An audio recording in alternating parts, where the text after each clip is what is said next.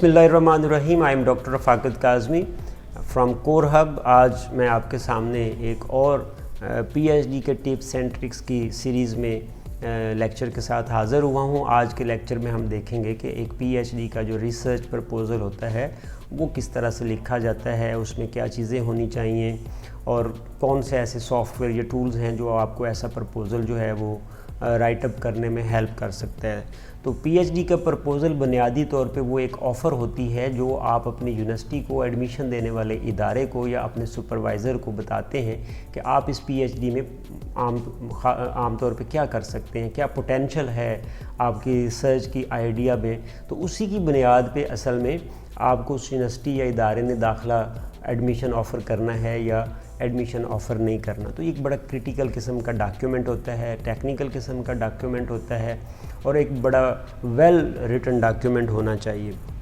तो शुरू करते हैं जनाब कि एक पीएचडी प्रपोज़ल आम तौर पे हम किन 3-4 पॉइंट्स के ऊपर हमारा वो बेस करना चाहिए। तो जो 3 इम्पॉर्टेंट पॉइंट हैं जो आपके पीएचडी प्रपोज़ल को प्रोजेक्ट करने चाहिए, उसमें पहला तो है कि पीएचडी की वर्थ क्या है, जो आप टॉपिक लेके जा रहे हैं या जो रिसर्च है उसकी वर्थ क्या है। तो पीएचडी की जो वर्थ होती है वो 3 चीज़ों से हम आमतौर पे असेस उसको करते हैं कि पहला कि आप जी पेपर वगैरह कितने छाप सकते हैं। कुछ यूनिवर्सिटीज़ के लिए बहुत इंपॉर्टेंट होते हैं तो वो इसी की बुनियाद पे देखते हैं। आमतौर पे सुपरवाइज़र्स के लिए ये बहुत इंपॉर्टेंट होते हैं। दूसरा, बॉडी ऑफ नॉलेज में आपका कंट्रीब्यूशन क्या होगा। वो प्रैक्टिकल फॉर्म में भी होता है, थ्योरेटिकल फॉर्म में भी होता है और इसके अलावा मतलब जो यूनिवर्सिटीज़ की अपनी रिक्वायरमेंट्स हैं उनके लिहाज से भी होता है। तीसरा जो इम्पॉर्टेंट इसकी वर्थ को देखने का तरीक़ाकार होता है कि आप जो हैं वो कितने आइडिया, आपके में न्यूनेस कितनी है, नोवेलिटी कितनी है। वैसे मेरा तो ये मानना है कि पीएचडी कभी भी न्यू आइडियाज़ के ऊपर इतनी सक्सेसफुल नहीं होती है। If you are so much outstanding person, okay you can do it. और ऐसा नहीं है कि इसके साथ पीएचडी हो नहीं सकती। न्यूनेस बिल्कुल एक बड़ा लाजमी इंग्रेडिएंट है।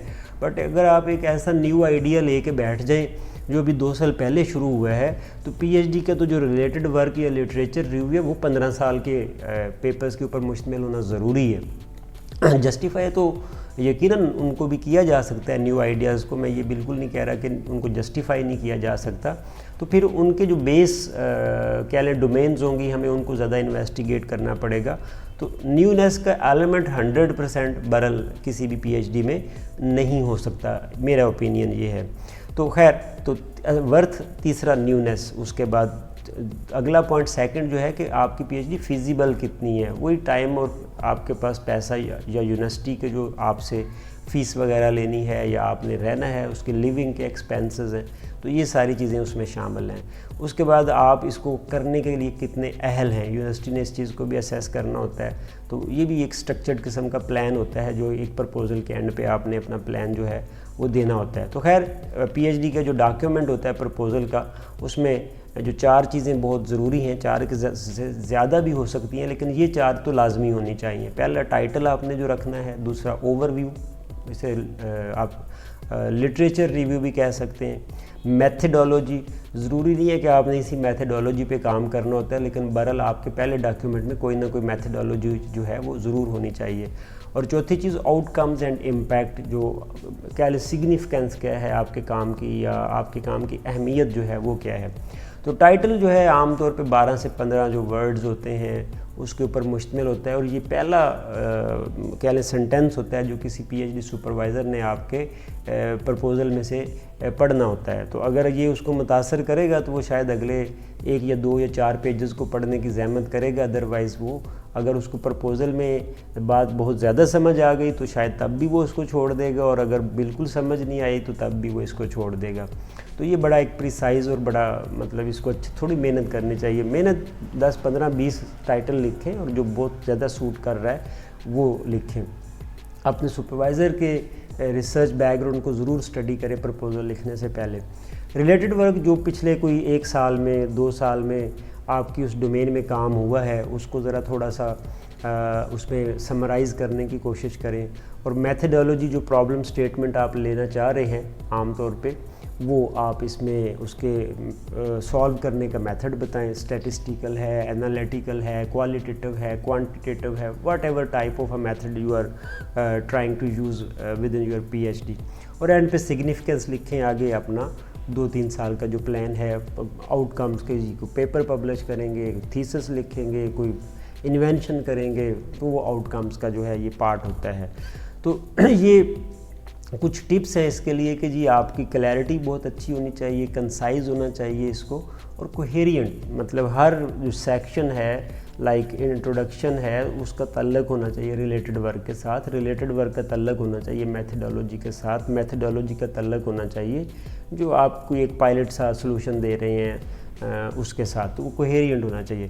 کلیئرٹی کے اوپر میں صرف ایک ہی اصول ہے جس کو فالو کرتا رہا ہوں, اور میں آپ کو بھی ریکمینڈ کروں گا کہ بی سمپل ایز پاسبل, جتنا ممکن ہے اپنے اس کانسیپٹ کو سمپلیفائی کریں. میں تو ریسرچ کی definition he simplification, research is a simplification. تو آپ جتنا کانسیپٹس کو, کمپلیکس آئیڈیاز کو سمپل لکھیں گے وہ اتنے زیادہ کلیئر ہوں گے. کنسائزنس مطلب اس کے سائز کو مینیج کرنا ہے. پرپوزل 6 سے 8 پیجز سے زیادہ بڑا پرپوزل اگر یونیورسٹی کی ریکوائرمنٹ نہیں ہے تو مت لکھیں, کیونکہ یہ آپ کا اور سپروائزر کا مطلب ایک کہہ لیں کانٹریکٹ ہوتا ہے, یا آپ کی فرسٹ اپیرنس ہوتی ہے. ضروری نہیں ہے کسی پرپوزل پہ ہی آپ نے آگے جا کے پی ایچ ڈی بھی کرنی ہے. تو یہ 4 چیزیں ضرور اس کو آپ فوکس کریں جب آپ اپنی پی ایچ ڈی کو پلان کر رہے ہوں. تو اس کے علاوہ جو 2-4-5 چیزیں ہیں اس میں شامل آپ کو کرنی چاہیے کہ جناب آپ کچھ سافٹ ویئرز ہیں, ٹولز ہیں, لائک سائٹیشنز مینیج کرنے کا کوئی, جیسے اینڈ نوٹ ہے, اور بھی ایسے بہت سارے ٹولز ہیں, تو ان کو یوز کریں. ریفرنسنگ آپ نے اپنے پرپوزل میں ضرور شامل کرنی ہوتی ہے. گرامر کو اچھا ہونا چاہیے, تو وہ کیو بولٹ ہے, جنجر ہے, اور ایسے پتہ نہیں کتنے سافٹ ویئرز ہیں جو آپ کی گرامر کو کسی حد تک بہتر کر دیں گے. 100% تو بہتر نہیں کر سکتے. ان ٹولز کی مدد سے آپ کو خود اپنی اسکل کو ڈیولپ کرنا پڑتا ہے. تیسرا وہ گوگل اسکالر ہے, آپ کو وہ پراپرلی یوز کرنا آنا چاہیے. چوتھا ریسرچ پیپرز جو آپ سائٹ کر رہے ہیں ان کی کوالٹی اسیس کرنی آپ کو آنی چاہیے. ایسے ہی ہر پیپر کو سائٹ نہیں کر دینا ہوتا. اس پیپر کو نکالیں, پڑھیں, دیکھیں کہ اس نے کیا کیا ہوا ہے, تھوڑا سا انالیسس کریں اس پیپر کے اوپر, پھر اس کو سائٹ کریں. اور جس فیکٹ کے لیے آپ اسے سائٹ کر رہے ہیں وہ فیکٹ اس پہ موجود بھی ہونا چاہیے. اپنی اوپینین کے اوپر پیپر سائٹ کسی اور کا آپ نہیں کر سکتے. تو یہ 2-4-5 ٹولز بھی آپ کو پروپوزل بناتے ہوئے, لکھتے ہوئے آپ کو پتہ ہونے چاہیے. اس کے علاوہ بھی کچھ ریلیونٹ ڈاکومنٹس ہوتے ہیں ایڈمیشن اپلائی کرنے کے لیے, جیسے کہ آپ کا ایک سی وی ہونا چاہیے اچھا سا, آپ کی ایک پرسنل اسٹیٹمنٹ, آپ کی ایک ریسرچ اسٹیٹمنٹ, ڈائیورسٹی اسٹیٹمنٹ. تو یہ 4-5-6 لیٹرز بیسیکلی ہوتے ہیں. تو ان کو بھی آپ نے ایسے ہی اسی مائنڈ سیٹ کے ساتھ پریپیئر کرنا ہے جو آپ پرپوزل کے لیے یوز کر رہے ہیں. تو تھینک یو سو مچ جی. آج کے ویڈیو میں ہم اتنا ہی اس کو شارٹ رکھتے ہیں. چینل کو سبسکرائب کرنا, لائک کرنا, کمنٹ کرنا مت بھولیے گا. ہم مزید بہتر انفارمیشن کے ساتھ آپ کے سامنے دوبارہ حاضر ہونے کی کوشش کریں گے. Thank you so much.